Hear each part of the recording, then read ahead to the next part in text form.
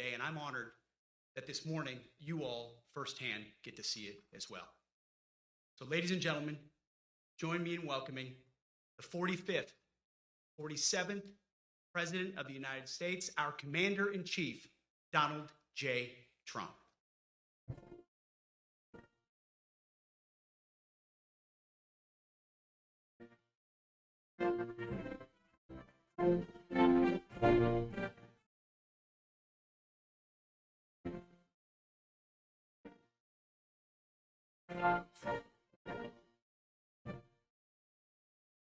Thank you very much, Pete. Great job you're doing, too. Fantastic job. I've never walked into a room so silent before. This is very, oh, don't laugh, don't laugh. You're not allowed to do that.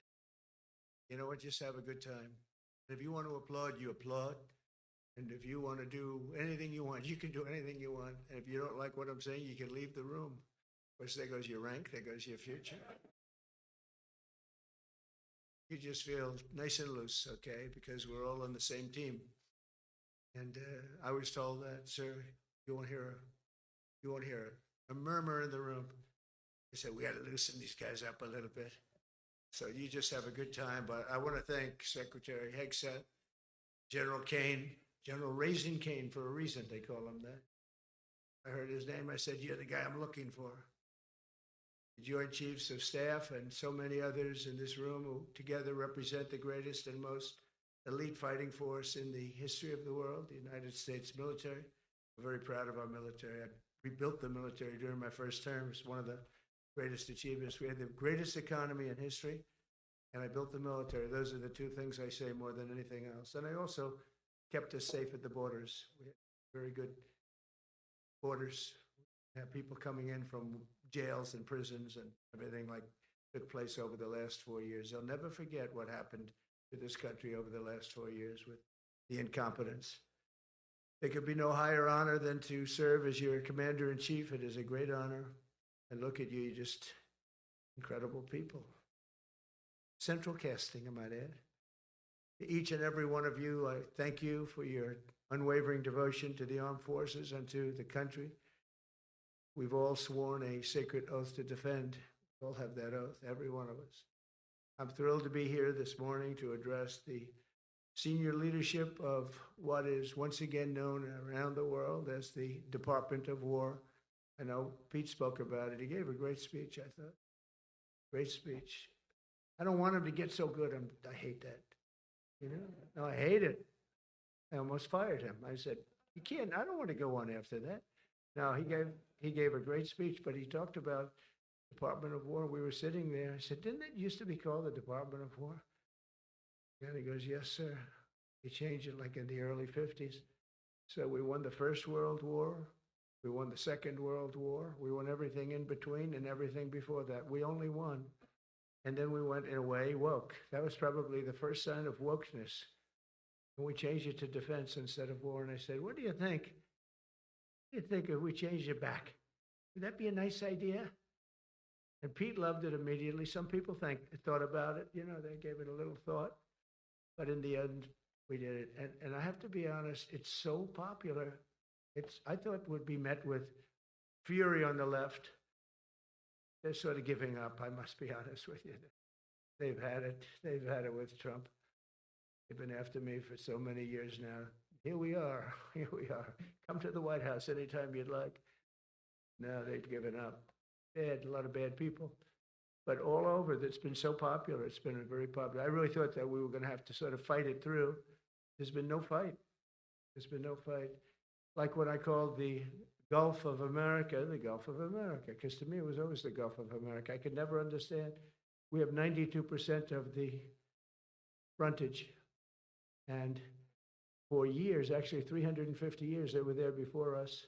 It was called the Gulf of Mexico. I just had this idea. I'm looking at a map. I'm saying, we have most of the frontage. Why is it Gulf of Mexico? Why isn't it the Gulf of America? And I made the change and it went smoothly. I mean, we had a couple of fake news outlets that refused to make the change. And then one of them, AP, took us to court and we won. And the judge, who was a somewhat liberal judge, said, The name is the Gulf of America because AP refused to call it the Gulf of America. They wrote, they're not a good outfit, by the way. They call it the Gulf of Mexico. I said, no, the Gulf of America is the name. And the judge actually said that, in fact, you can't even go into the room because what you're doing is not appropriate. The name is the Gulf of America. Google Maps changed the name. Everybody did, but AP wouldn't. And then we won in court. How about that? Isn't that so cool? The Secretary Hegseth beautifully described the name change reflects far more than the shift in branding. It's really a historic reassertion of our purpose and our identity and our pride. That's when we go with the word war.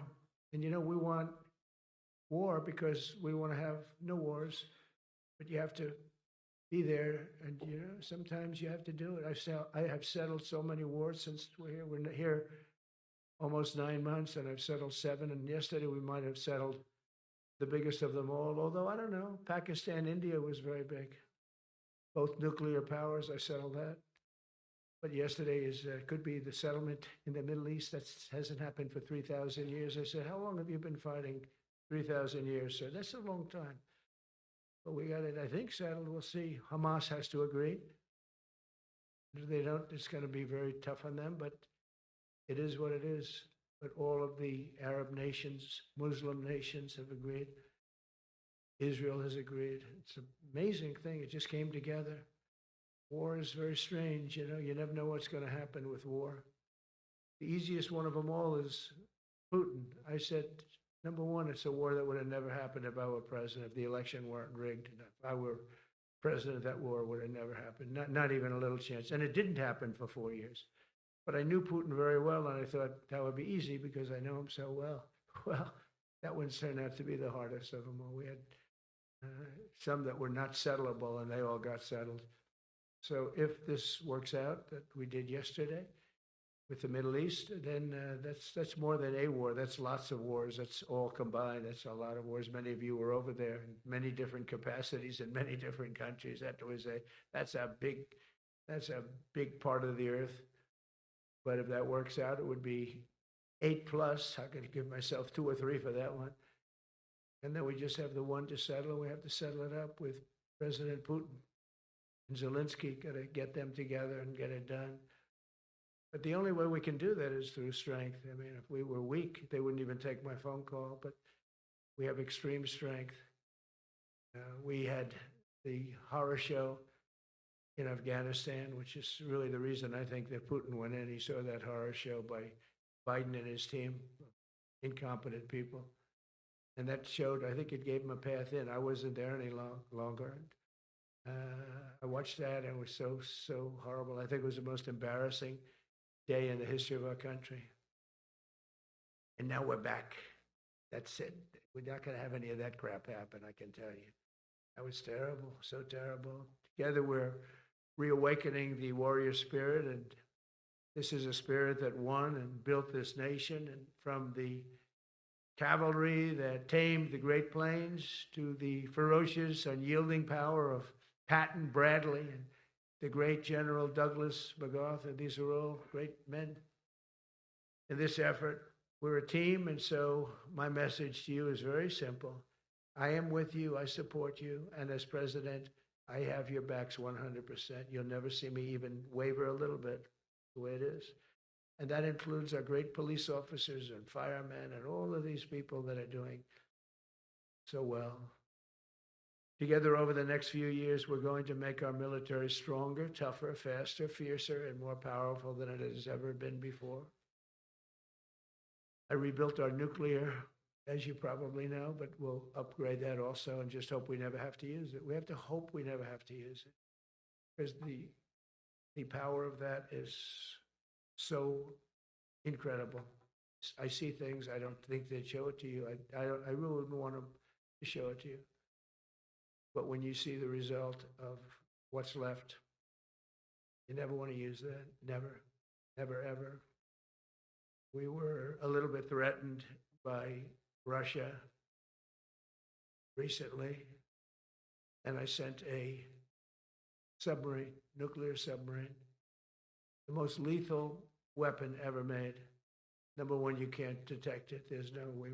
We're 25 years ahead of Russia and China in submarines. Russia's actually second in submarines. China's third, but they're coming up, coming up. They're way lower in nuclear too, but in 5 years they'll be equal. They're coming up. And you don't have to be that good with nuclear. You could have 1/20th what you have now and still do the damage that would be, that'd be so horrendous. But I announced that, based on his mention of nuclear, and it was really a stupid person that works for him mentioned the word nuclear, I moved a submarine or two, I won't say about the two, over to the coast of Russia, just to be careful, because we can't let people throw around that word. I call it the N word. There are two N words, and you can't use either of them. Can't use either of them. And frankly, if it does get to use, we have more than anybody else. We have better, we have newer, but it's something we don't ever want to even have to think about. But when somebody mentions it, that submarine started immediately thereafter. And it's just lurking, but I'm sure we're not going to have to use it. But it's an amazing, it's undetectable, totally. Ours is, theirs isn't. Theirs are totally detectable. We can detect them easily. We go right to the spot. But we have genius apparatus that doesn't allow detection. It doesn't allow detection at all by anybody above water or below water. It's incredible. We're way ahead of everybody in that and other things. As a result of the exciting renewal of the spirit of our armed forces, and that's what it is. It's really reaching that spirit, unprecedented heights. Over the past 8 months, new enlistments, I'm so proud of this, have surged to record highs, the highest we've ever had. And we used to have recruiting shortages. If you remember, about a year and a half ago, I was at the beginning stage of a campaign, and things came out that you couldn't get people to join the armed forces. And by the way, the police also. Fire department, I always put the fire department in because they're great. They're great. And I got 95% of their vote too, that helps. When you get 95% of their vote, you always have to mention them. But they're great. And they're brave in our inner cities, which we're going to be talking about, because it's a big part of war now. It's a big part of war. But the firemen go up in ladders and you have people shooting at them while they're up in ladders. I don't even know if anybody heard that.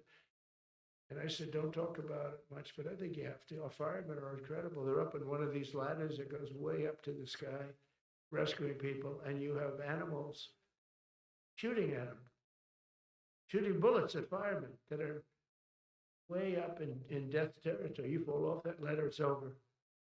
It's over. They don't even have to inspect you when you hit the ground. And you have people shooting bullets at them in some of these inner cities. Not going to let that happen. So I always mention the firemen because that's actually a big problem we have. They are unbelievable. Like you, they're unbelievable people. For the first time on record in 2025, the Navy, Air Force, and Space Force all met or surpassed their recruiting goals 3 months early. That never happened before. And the Army did even better. Congratulations, Army. They met everything. And these were the highest standards because we're making it larger. So these were much higher standards than you had 4 years ago, 3 years ago, during the Sleepy Joe Biden era. And the Army did it 4 months early. And you remember, a year and a half ago, they said the big stories that we're way behind with the Army, Air Force, the Navy, the Marines. We're way behind, Coast Guard, and even Space Force. I love Space Force because that was my creation. You know, when you create something, I love it. And the people we put in there were good. I got that right. We put in great people initially, and we've really dominated. We really dominate in that sphere now. We're way behind China and Russia, and now we dominate. Space Force turned out to be a very important thing. I said from the beginning, you know, when Biden came into office, he wanted to terminate it. He said, and this thing called Space Force, so we could get rid of that. And he got hammered by the people in this room for even suggesting it, because it's very important, one of the most important. And as time goes by, it'll get more and more important. But we're now at 106% of our recruiting targets for the year, and that's the best in far more than a generation. And for the Marines, morale is so strong that the Marine Corps will meet its 2026 retention targets before the end of October, which never happens. And that's the earliest it's ever happened in the history of our country. And it makes you feel good, you know. I felt guilty. I'd go make a speech in front of never people like you. You are the leaders, but people, soldiers. And I felt embarrassed because there'd be stories about, you know, we couldn't fill up our Army, Navy, Air Force. We couldn't fill them up. And it was headlines. It was during Biden's 4 years. The auto pen, I call him the auto pen. It's, how would you like to have your thing signed by an auto pen? You know, when I have a general and I have to sign for a general because we have beautiful paper, the gorgeous paper, I said, throw a little more gold on it. They deserve it. I want the A paper, not the D paper. We used to sign a piece of garbage. I said, this man's going to be a general, right? Yeah. I don't want to use this. I want to use the big, beautiful, firm paper. I want to use the real gold writing when you talk about the position, and they're beautiful. And, but how would you like to have that where some kid sitting in the back office is having it signed with an auto pen? I thought about it, and I thought about you people first, admirals, generals. I said, somebody works his whole life. He gets into maybe the academies or wherever, but however you got there, and you go through years of work, and now you become an admiral or a general or whatever. And when you do, the President of the United States signs your commission, as you know, and that commission is beautifully displayed. And I sign it. Actually, I love my signature. I really do. Everyone loves my signature. But I signed it very proudly, and I always think to myself, how can you have an auto pen sign this? It's just so disrespectful. To me, it's just totally disrespectful. And it turned out that almost everything he did was signed by auto pen, except for when he gave his son, Hunter, pardon. He signed that one. And that's actually the worst signature I've ever seen. That was the bad. The auto pen looks much better. But as leaders, our commitment to every patriot who put on the uniform is to ensure that American military remains the most lethal and dominant on the planet, not merely for a few years, but for the decades and generations to come, for centuries. We must be so strong that no nation will dare challenge us, so powerful that no enemy will dare threaten us, and so capable that no adversary can even think about beating us. And we've had it recently. I had India and Pakistan were going at it, and I called them both. And in this case, I used trade. I'm not going to trade with you. Used to two nuclear nations, big nuclear. And no, you cannot do that. I said, yes, I can. You go into this freaking war that I'm hearing about. You know, actually, they just shot down 7 planes. 7 planes, it was starting. There's a lot of bad blood. And I said, you do this, there's not going to be any trade. And I stopped the war. It was raging for 4 days, but that was just the beginning. And we stopped it. It was a great thing. And the Prime Minister of Pakistan was here, along with the Field Marshal, who's a very important guy in Pakistan, and he was here 3 days ago. And I didn't even realize it as beautiful as he said it, but he said that to a group of people that were with us, 2 generals, but a group, he said, this man saved millions of lives because he saved the war from going on. That war was going to get very bad, very, very bad. President Trump saved millions and millions of lives. That was a bad war. And I was very honored. I loved the way he said it. Susie Wiles was there. She said that was the most beautiful thing. But we saved a lot of them. Saved a lot of them. Even in Africa, we saved the Congo with Rwanda. They've been fighting for 31 years, 10 million people dead. I got that one done. And very proud of it. So if this works out, we'll have 8 in 8 months. That's pretty good. Nobody's ever done that. Will you get the Nobel Prize? Absolutely not. They'll give it to some guy that didn't do a damn thing. they'll give it to a guy that wrote a book about the mind of Donald Trump and what it took to solve the wars. And he'll get the Nobel Prize will go to a writer. No, but well, let's see what happens. But it's be a big insult to our country. I will tell you that. I don't want it. I want the country to get it. It should get it because there's never been anything like it. Think of it. So if this happens, I think it will. I don't say that lightly because I know more about deals than anybody. This is what my whole life was based on. And they can change, and this can certainly change. But we have just about everybody. We have one signature that we need, and that signature will pay in hell if they don't sign. I hope they sign for their own good and we create something really great. But to have done 8 of them is just like such an honor. And then we have Putin and Zelensky. The easiest one of them all. I said, that one I'll get done. I thought that was going to be first. The others were much harder, some of them. Azerbaijan this was going on for 36 years. They said, it's not solvable, sir. Don't do it. I said, I will do it. I will do it. And I got on the phone with the 2 countries. They were great. They were great. I knew immediately. I knew as soon as I started talking to them, we're going to solve that war. We did. Now they're so happy. Now they're friends. One said he's been president for 32 years, 22 years. He said, for 22 years, I did nothing but kill his people. They were in the room together at the Oval Office. And they started off spread like this. I have the beautiful Resolute desk. And one was here, and one was here. You couldn't get further away. That's the furthest I've ever seen 2 people in front of me. And as the hour went by, they got closer, closer, closer. And at the end of the hour, we had it done. And they hugged and hugged and hugged. And I said, that's so nice, and you're going to remain friends. And I spoke to them, one of them the other day. He said, no, he's now my friend. But for 22 years, he's been the head of Azerbaijan for 22 years. And the other guy, great guy too, 7. And you know that war, that was a war that was not solvable.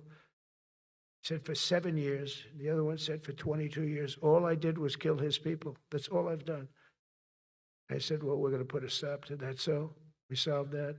So it's a great thing. It's a great feeling. You're saving Kosovo and Serbia. You're saving so many lives doing this if you can do it. But our people deserve nothing less than the very best, and we're never going to let them down.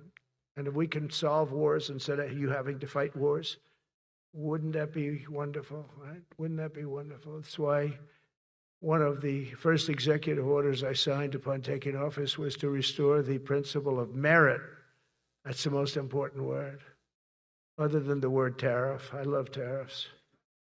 Most beautiful word. But I'm not allowed to say that anymore. I said tariff is my favorite word. I love the word tariff. We're becoming rich as hell. We have a big case in front of the Supreme Court, but I can't imagine, because this is what other nations have done to us. And we have, great legal grounds, but you still have a case. It would be very bad. Something happened. But I said, my favorite word in the English dictionary is the word tariff. And people thought that was strange.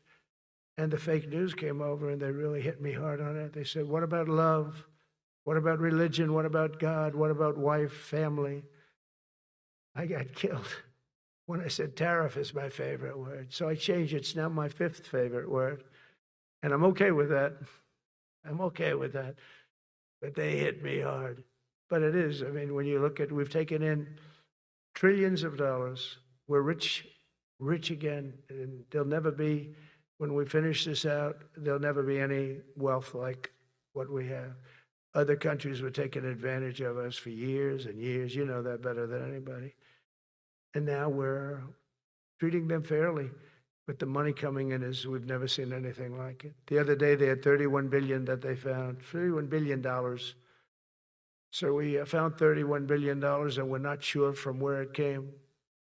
A gentleman came in, a financial guy. I said, well, what does that mean? He said, we don't know where it came. I said, check the tariff shelf. No, sir, the tariffs haven't started in that sector yet. I said, yes, they have. They started 7 weeks ago. Check it. Comes back 20 minutes later. Sir, you're right. It came from tariffs. $31 billion. That's enough to buy a lot of battleships, Admiral. to use an old term. I think we should maybe start thinking about battleships, by the way. You know, we have a Secretary of the Navy came to me because I look at the Iowa out in California and I look at different ships, the old pictures. I used to watch Victory at Sea. I love Victory at Sea. Look at these admirals. It's got to be your all-time in black and white. When I look at those ships, they came with the destroyers alongside of them, and man, nothing was going to stop. They were 20 deep, and they were in a straight line, and there was nothing going to stop them. And we actually talk about, you know, those ships. Some people would say, no, that's old technology. I don't know. I don't think it's old technology when you look at those guns, but it's something we're actually considering, the concept of battleship. Nice 6-inch sides, solid steel, not aluminum that melts if it looks at a missile coming at it. Starts melting as the missile's about 2 miles away. Now, those ships, they don't make them that way anymore, but you look at it, and your secretary likes it, and I'm sort of open to it. And bullets are a lot less expensive than missiles. A lot of reasons. I should take a vote, but I'm afraid to take that vote because I may get voted out on that one. But I tell you, it's something we're seriously considering. There were powers. There were big powers. They were just about as mean and scary as you could be.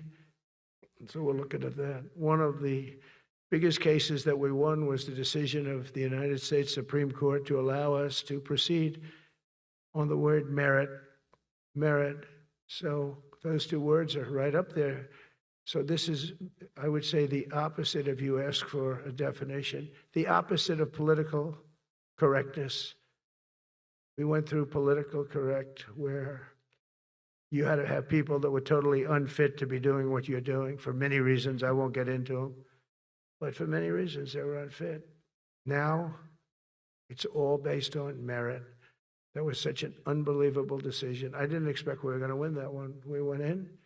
We said we need it. We went in for colleges, you know, where kids with a C average are getting into the best colleges, and the kids with A averages won't get in. And kids with the highest boards and the highest marks and the best marks couldn't get into the best schools. And people that had not good boards and not very good marks, I mean, okay, but nothing special, they were getting into our best colleges. I said, this is just crazy. You can't run a country like this.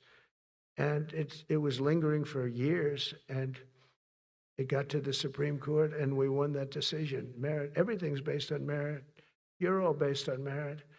We're not going to have somebody taking your place for political reasons because they are politically correct, and you're not. We take the people that are going to do the best job. That's all. It's very simple. And that's the way our country was built. We were built on merit. We got away from it for a long time. And everyone understands it. And it was done. It was approved. I give great credit to the Supreme Court because I thought they had tremendous courage. I didn't think they'd do that. That was tremendous.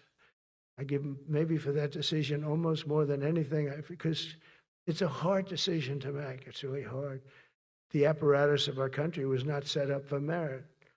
It was set up for political correctness. And you can never be great if you're going to do that. And we're going to be greater than we ever were before. We're bringing back a focus on fitness, ability, character, and strength. And that's because the purposes of American military is not to protect anyone's feelings. It's to protect our republic.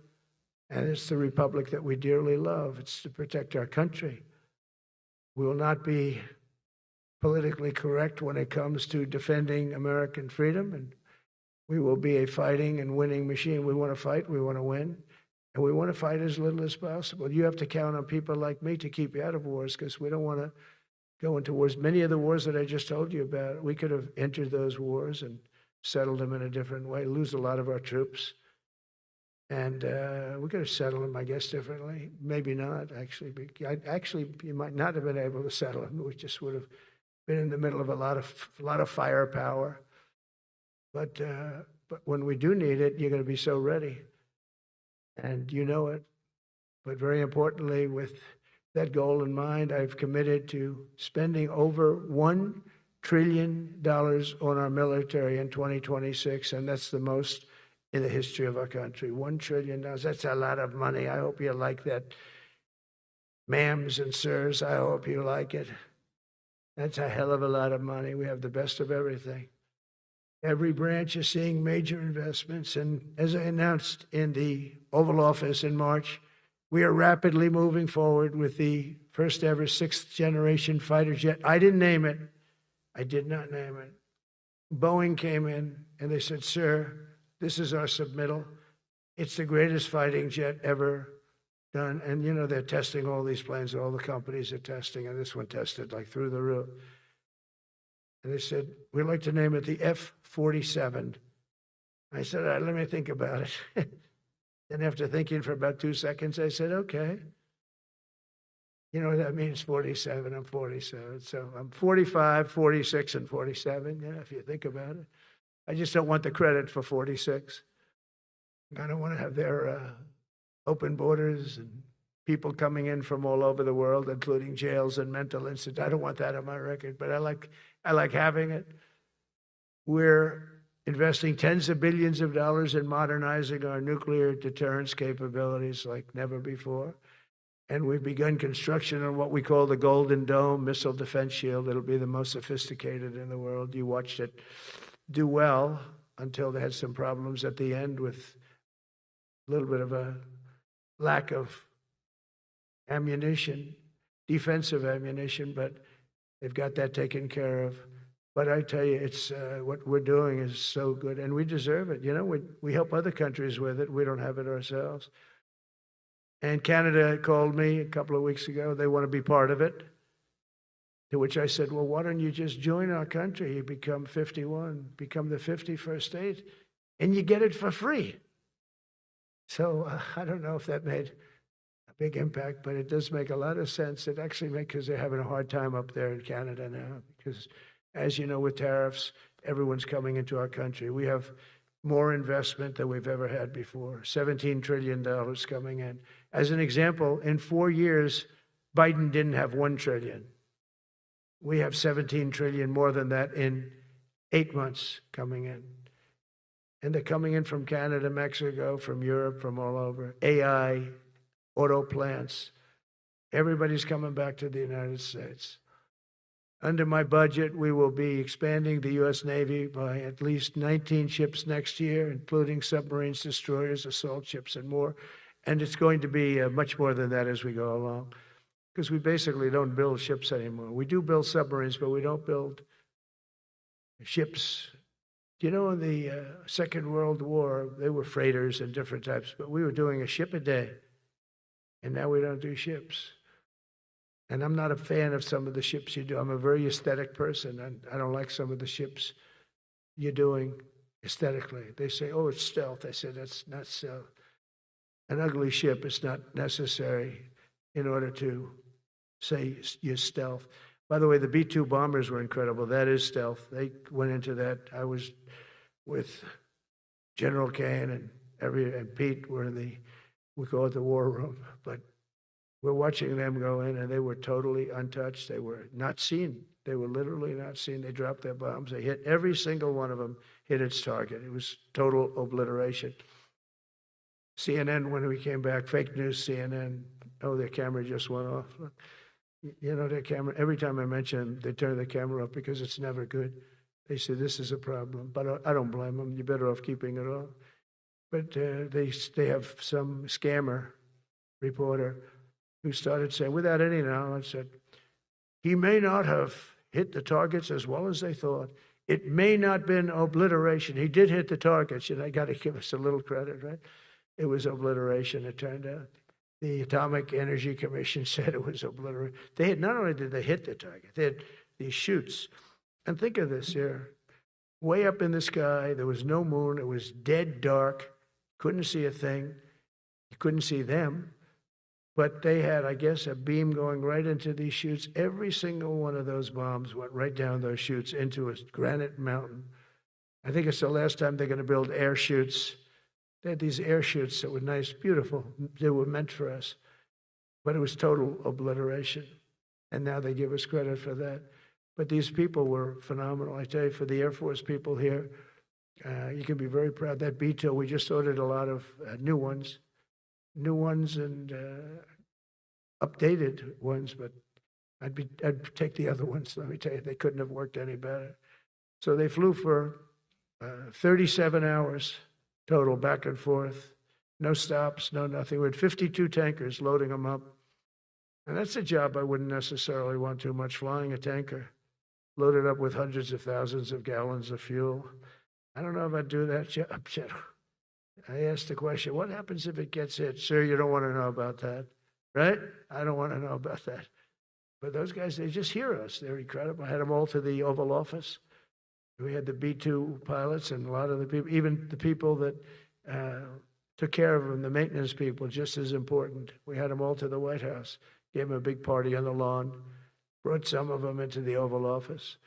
But on top of all this, we'll deliver a hard-earned pay raise of 3.8% to every soldier, sailor, airman, Coast Guardsman, Space Guardman, and Marine, something you weren't getting from the past administration. They did not treat you with respect. They're Democrats. They never do. Not only are we rebuilding our great strength, but for the first time in years, my administration is actually using that strength to defend the core and vital interests of America. And very simply, we are putting America first. And I have since I've been elected. I've always put America first. It's sort of simple, you know, when you think. My campaign was run on common sense, and we did great. We got the highest numbers ever received in terms of districts. You know, they have it broken up, 2,500 versus 525. We won every swing state. We won the popular vote. We won everything. We won everything. You have to take a look at the map. It's almost entirely red, except there's a little blue line on each coast, and I think that's going to disappear too. We did really great, and part of it is because of our success with the military, the rebuilding of the military, the vote that I got from the military, and they're vicious people, you know, that we have to fight, just like you have to fight vicious people.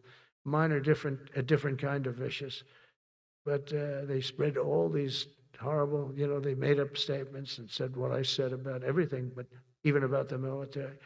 But fortunately, the military didn't believe it. It's hard. You know, they make up a statement and they said, you say it. We had 25 people that said he never said that. 25. We had 25 affidavits. And they said, well, we're going with it anyway. You know, these sleazebags.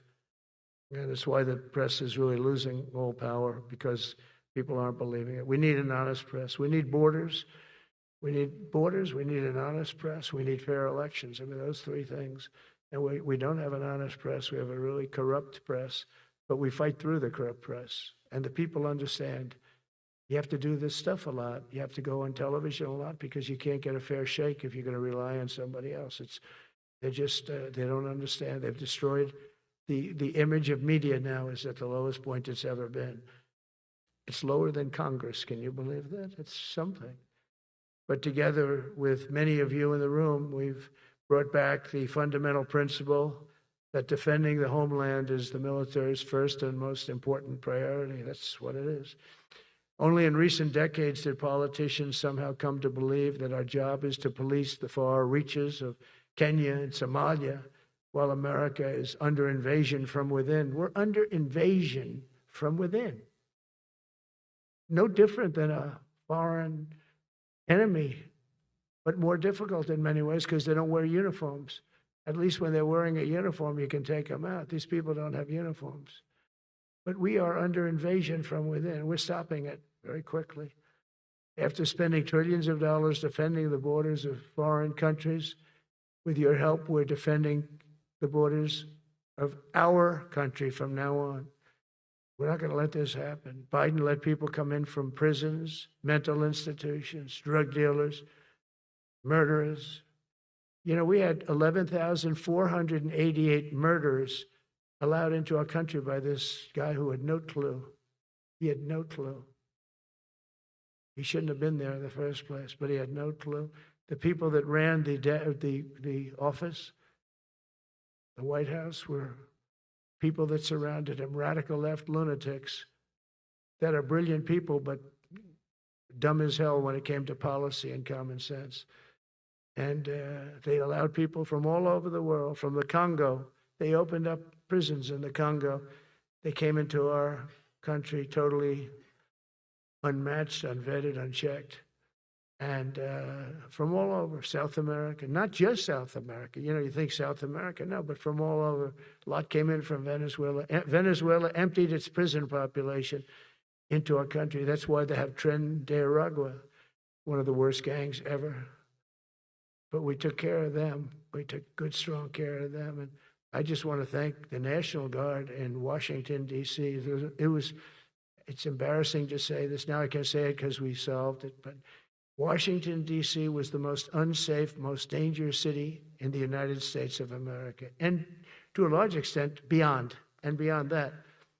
You go to Afghanistan, they didn't have anything like that. You go to countries that you would think there's problems, they didn't have that. And now Washington, D.C., after 12 days of serious, serious intensity, we took out 1,700 career criminals. If you have 5 career criminals, they can make your numbers look very bad because they'll commit many crimes a day. But we took out 1,700, and they took them out. There was no doubt who the boss was. They did an unbelievable job. Then they started even cleaning. I said, I don't want them doing that, sir. They were cleaning it up. I drove through it 2 days ago. It was beautiful. People are walking down the street holding hands, man and wife, coming from Iowa. They're not worried about being shot. Washington, D.C. is now a safe city. In fact, I went out to dinner with my crew. I haven't done that. In theory, I wouldn't do it. And I felt totally safe. And nobody's been attacked. Nobody's been hurt. Washington, D.C.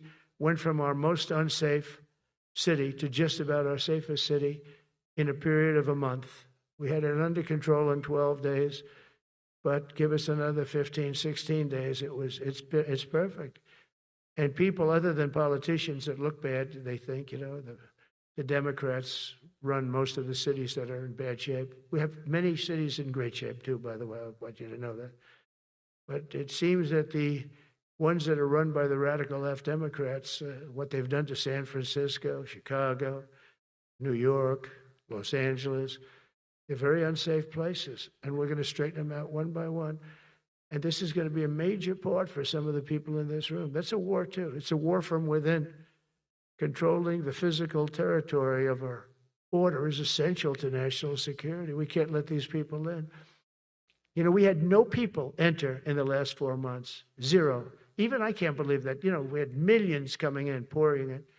25 million all told. And of those 25 million, many of them should never be in our country.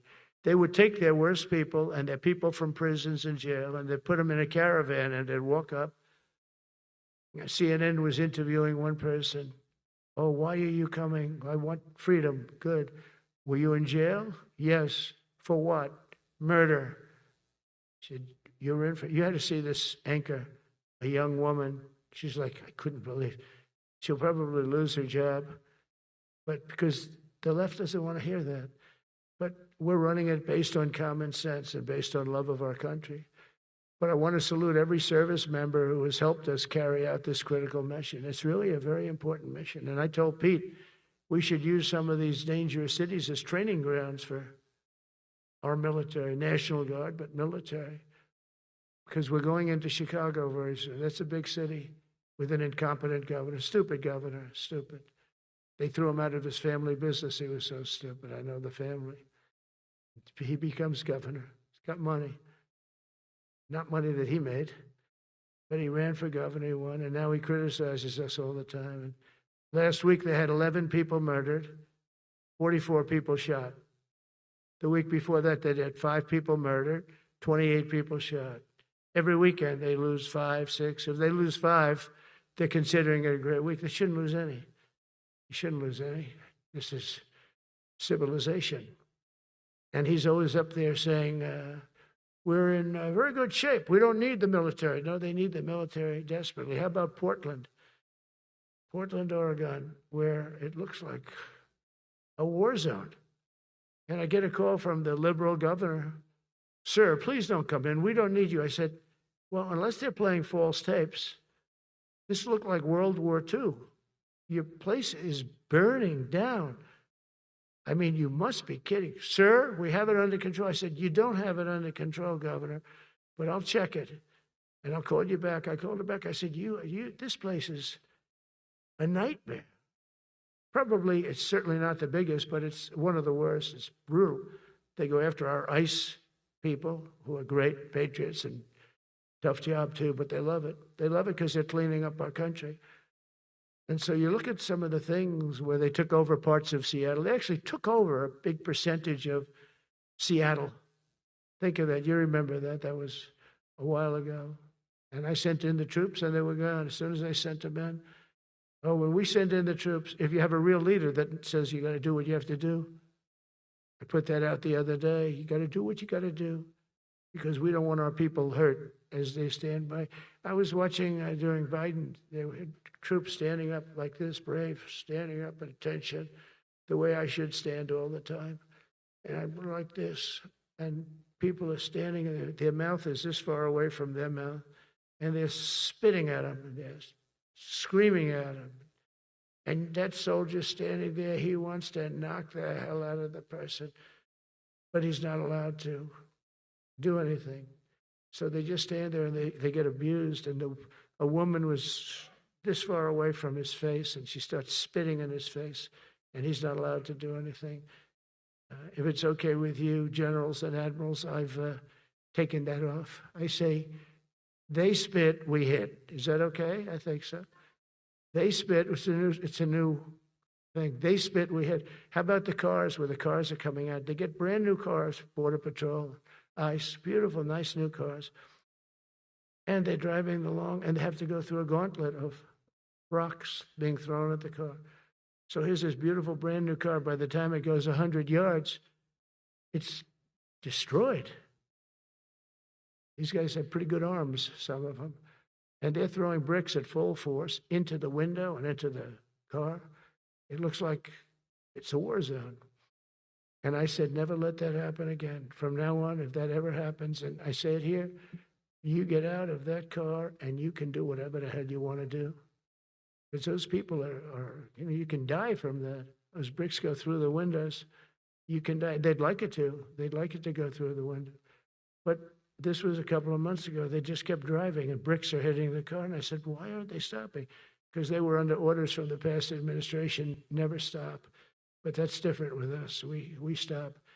And since I gave that order, we haven't had that problem. It's very interesting. It's amazing. It's just like in Venezuela. You've seen the boats going. We can't find any more boats. They're carrying drugs, massive. Every boat kills about 25,000 people. That's what they have. They had fentanyl mostly and a lot of other drugs.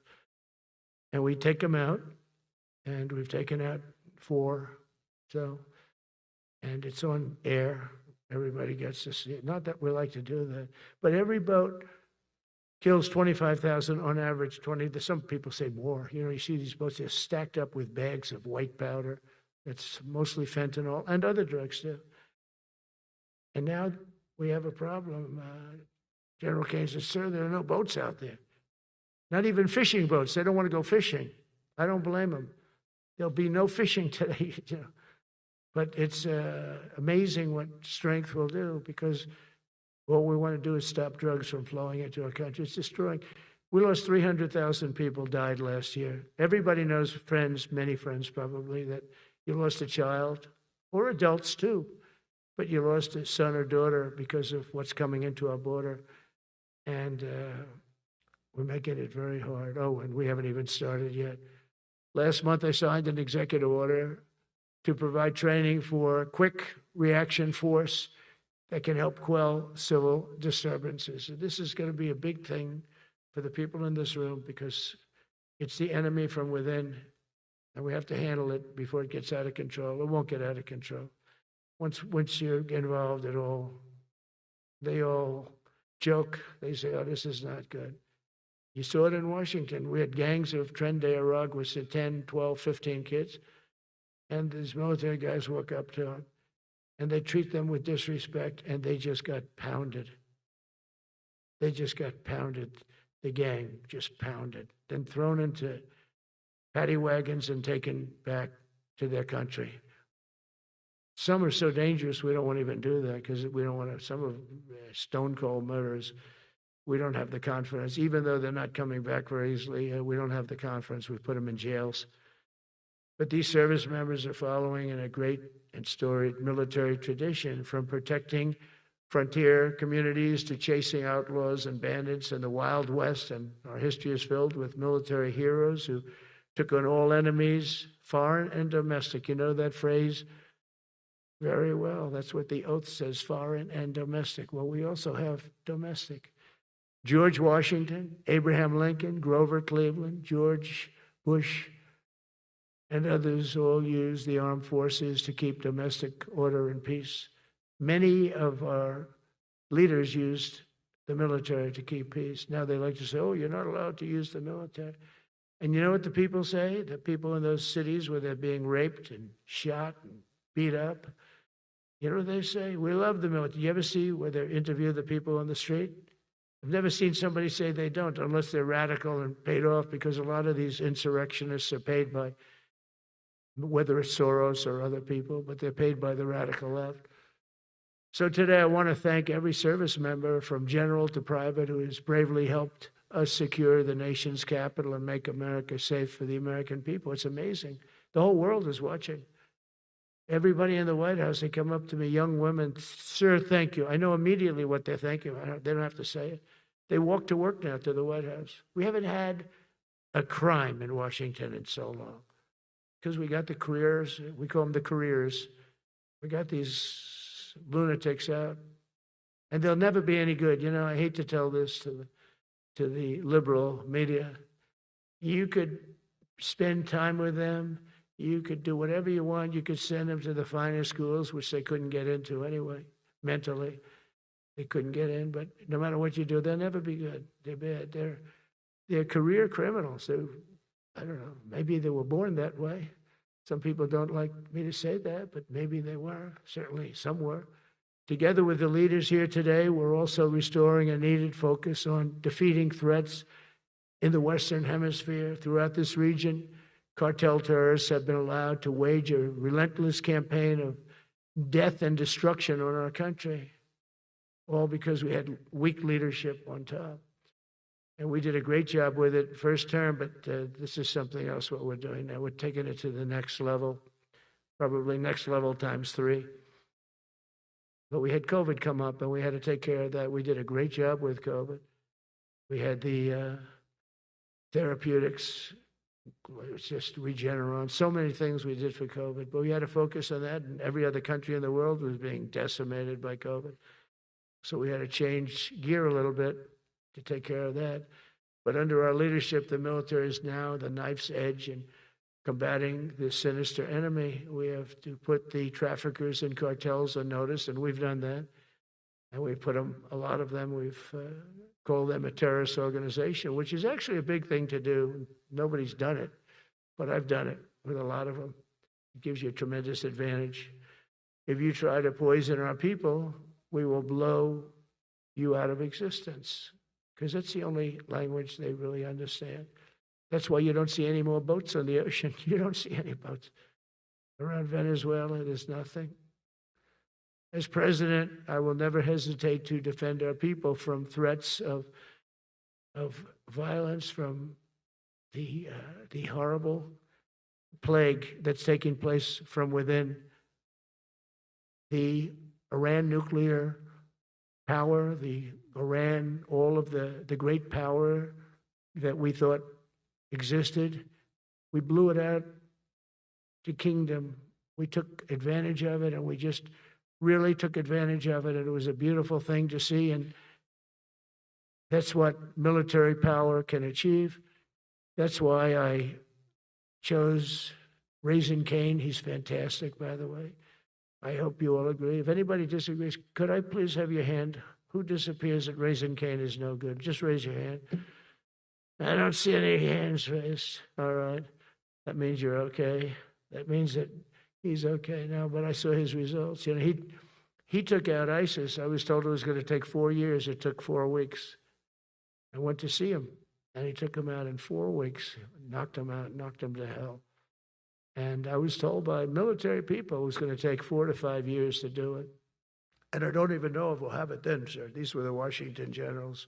I call them the television generals. But Raisin Cain did it in 4 weeks, took out 100% of the ISIS caliphate. As a result of these actions and many others since my inauguration, we're witnessing the triumphant return of peace through strength. We have great peace through strength. America is respected again as a country. We were not respected with Biden. They looked at him falling downstairs every day. Every day the guy's falling downstairs. Said, it's not our president. Can't have it. I'm very careful, when I walk downstairs like I'm on stairs, like these stairs. I walk very slowly. Nobody has to set a record. Just try not to fall, because it doesn't work out well. A few of our presidents have fallen, and it became a part of their legacy. We don't want that. You walk nice and easy. You don't have to set any record. Be cool. Be cool when you walk down, but don't pop down the stairs. So one thing with Obama, I had zero respect for him as a president, but he would bop down those stairs. I've never said, da-da-da-da-da-da, pop, pop, pop. He'd go down the stairs, wouldn't hold on. I said, it's great. I don't want to do it. I guess I could do it. But eventually, bad things are going to happen, and it only takes once. But he did a lousy job as president. A year ago, we were a dead country. We were dead. This country was going to hell. We were dead in every way, from immigration to military. We didn't have the weapons. We were given everything to Ukraine. We had nothing. And by the way, I have to tell you, now, as you know, I went over and I met with NATO, and NATO raised from 2 to 5, which everyone said 5% of GDP. Millions and now trillions of dollars are pouring in. They didn't pay the 2% because they know we were there to pay it.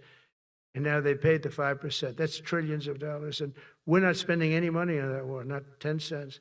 We sell our equipment to NATO. NATO pays us for the equipment, and they give it to Ukraine or whoever they give it to. They can keep it, but we're not involved. We have no money going out. Biden gave $350 billion. Not sustainable. $350 billion. And we have a war that should have never started. But we're not doing that anymore. So I just want you to know we're selling equipment. Our people are buying equipment. They are buying the equipment at full price, a fair price. So I don't want to say we're making money, because I don't want to be making money on a war. It's too many people dying. They're losing 7,000 soldiers a week. A lot of them are Russian soldiers, but between the two countries, mostly soldiers, by the way. Sometimes, in Kiev, they'll lob a missile in or some drones in, kill some people. But mostly it's soldiers. Russia and Ukraine are losing 7,000 souls. And, they're not American. They're not us. They're not you. We have a special obligation. But they're soldiers. They're young people. They leave their parents. They wave goodbye. And then 2 days later, they're blown up so unnecessarily. And so that's the primary reason I want to get it done. We got to get it done. It's crazy what's going on. That's the worst war that there's been since World War II. The number of soldiers that are being killed there is just crazy. From 5,000 to 7,000 soldiers die a week. Think of that. So I think we'll get that done. But that's turned out to be the toughest one. I'm so disappointed in President Putin. I thought he would get this thing over with. He should have had that war done in a week. And I said to him, you don't look good. You're 4 years fighting a war that should have taken a week. Are you a paper tiger? And it's a shame, but I think eventually we'll get that one done, just like in theory, I want to knock on wood, because you never know. It's like we're going to have the Middle East done, which is actually a much harder thing to do. I mean, thousands of years, but we have to get that war done. So now just think of it, we're a dead country. I was with the King of Saudi Arabia, a great guy. I was with the Emir of Qatar. I was with the great leadership of UAE. I was over there. We brought back $2 trillion and more. They ordered 200 planes, Boeings. They ordered so much, and they were great. But they all said essentially the same thing. They said, 1 year ago, you were a dead country. And now you're the hottest country anywhere in the world. We're the hottest country in the world right now. The absolute hottest country in the world. There's nobody even close. Putin said that to me. We met in Alaska, had a good meeting. Then he went back and started sending drones into Kiev. I said, I thought we had a good meeting. But it's one of those things. But we were a dead country a year ago. And now we're the hottest country anywhere in the world. Think of that. You can be proud of that. And you must have felt like hell when you have a wife or a husband at home and you used to read the numbers that we can't get people to join the Army, Navy, Air Force, Marines, Coast Guard. You must have felt like, I have a job that nobody wants. That doesn't feel good. Well, now you have a job that is brimming over with people wanting it. They want it. And you're able to get a much higher quality because now you have your choice. You want so many. And we're going to have many, many people that aren't going to be able to join because of the fact that we don't need them at this moment. But think of it, what a difference that is from, I could just imagine 2 years ago, you're reading front page articles in the New York Times, of course, and Wall Street Journal. They always give us unfair stories. But they played it so big. They were playing it so big. Nobody wants to join the Army, the Marines, the Air Force. They don't want to join. They don't want to join the Coast Guard at all. Nobody wants to join. Nobody wants to join our police forces. Our police forces also. It's almost went hand in hand. And I used to say, boy, I'm speaking in front of the military today, and it's embarrassing because I'm speaking in front of people who have a job that other people don't want, but now you have a job that everybody wants. So I think that has to make you feel good. It's one of the reasons I love being here today, because I wanted to say that. I have to say that everybody wants to be in the Army, the Navy, the Air Force, the Marines. If you think the Coast Guard and Space Force, our beautiful Space Force, it's a whole different world. And now they're signing up, by the way, seriously big numbers for the police. Dangerous job, isn't it? Huh? Fire department. But that's the paving the way for progress once thought almost impossible. I mean, a year ago, you wouldn't have thought that was possible. A year ago, they were talking about making the military smaller because they can't get the people to join. We're thinking about making it larger because we have so many people. And it's nice to be able to cut people because of merit that aren't really qualified for any reason, a physical reason, a mental reason. You don't have to take them anymore because you have the pick of the litter, and they all want to be with you. They all want your job. They want to be with you. They want to work with you. They'll even take your job, Got to be a little bit sharp. You got to watch it. But everybody wants to be doing what you're doing now. What a difference. When I speak to you, and I can say that as opposed to a couple of years ago when I was talking to rooms where they were desperate to get people and they couldn't get them. What a difference a presidential election can make. That's all it is. It's just a presidential election. Yesterday at the White House, we put forward a plan for peace in Gaza. We announced it, and we're going to create something that was my idea, but unfortunately I got drafted. It's going to be called the Board of Peace, and it's going to reign over that territory, and we're going to get that done. And they asked if I'd be the chairman of the Board of Peace. I wasn't counting on that. I had the idea for the Board of Peace, but I said yes. And I guess because of that, every leader, everybody wants to be on the Board of Peace. And we're going to watch over that very volatile part of the world and keep it non-volatile so you don't have to get involved. We want to save you for other things or save you for nothing from that standpoint. We don't want you fighting wars, but if you have to, you're the most lethal fighting force in the world. And I would say that even 2-3 years ago, but now I say it with great enthusiasm. It's so true. And we're striving tirelessly to end the terrible war in Ukraine. And as you know, we're also working hard to get the allies to share more of the burden of our defense. Much of that has really already taken place. But all NATO members have committed to the increase that I talked about. Think of that. That was unthinkable. It used to be 1%, then we got it up to 2% in my last term. And they did not like it. And now I got it to 5%, and I get along great with all of them. In fact, they call me the president of NATO. I said, I don't think so. but they're great. They're great people, and they're spending a lot of money, and a lot of money that they should have been spending in the past. But I think Putin was a wake-up call for them, really. We're now selling large quantities of American-made weapons to NATO, and we're getting really fair pricing. We're making a lot of money. It's my hope that from Europe to Asia to the Middle East, our allies will make similar commitments to increase their military capabilities. And this will greatly strengthen our alliances, and also it will make war far less likely. You know, if you're a strong presence like we are such a strong presence now. And I go around bragging about that. I said, we have the strongest military anywhere in the world. I say it. You never heard Biden say that. Never heard him say anything. But you never heard him say, did you ever hear him say, we have the strongest military? He doesn't say that. I say it. We have the strongest military anywhere in the world. We have great leadership. And I'll tell you, Pete and General Kane, all of the people that I've met that have been lifted up in rank. And we got many of them out of here, too. I'll be honest with you. Didn't like doing it, but we got many of you out of here because we weren't satisfied. We know everything about everybody.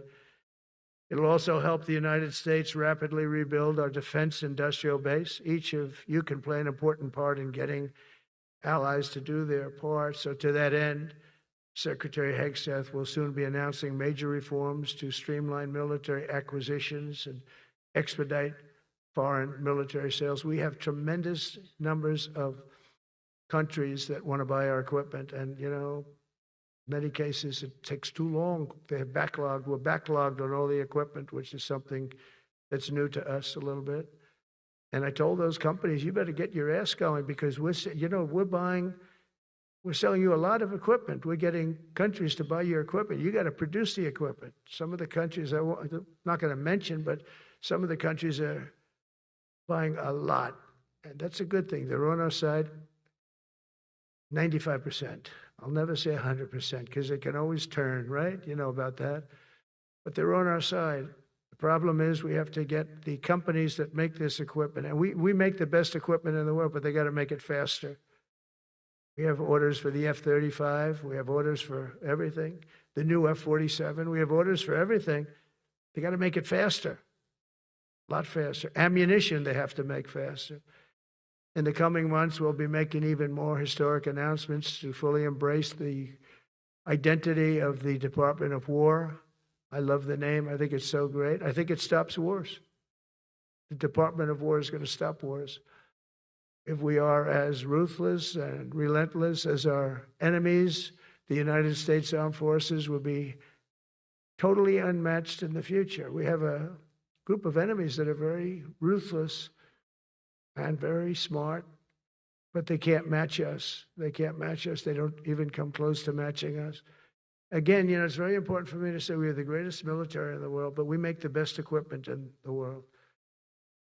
I watched our anti-missile missiles. I watched our Patriots just knock things out like a needle, hitting another needle on the stage.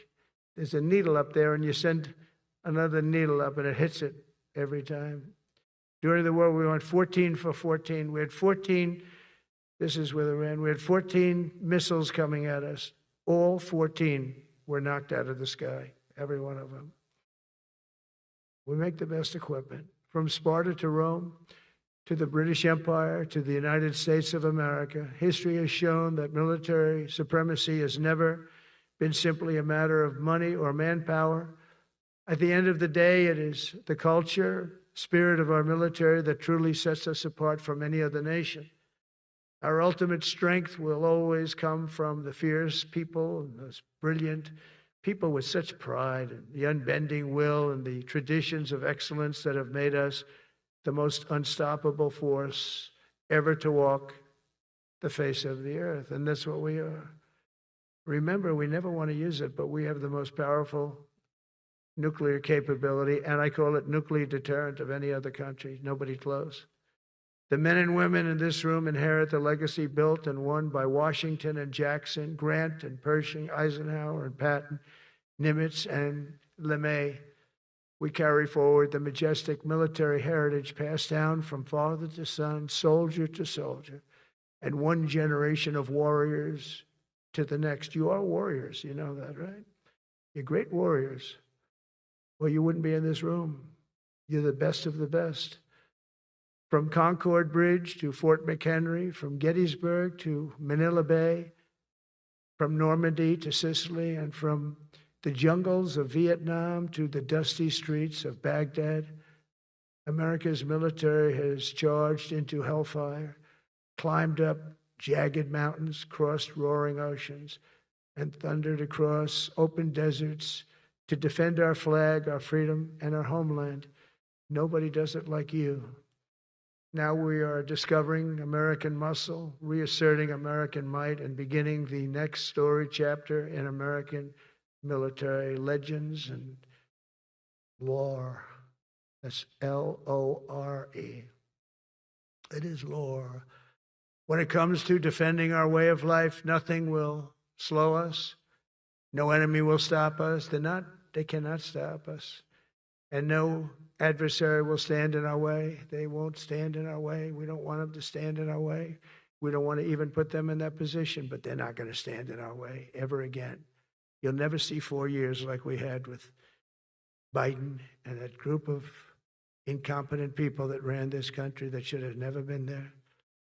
Because we had the United States military, the best, the boldest, the bravest that the world has ever seen, that the world has ever known.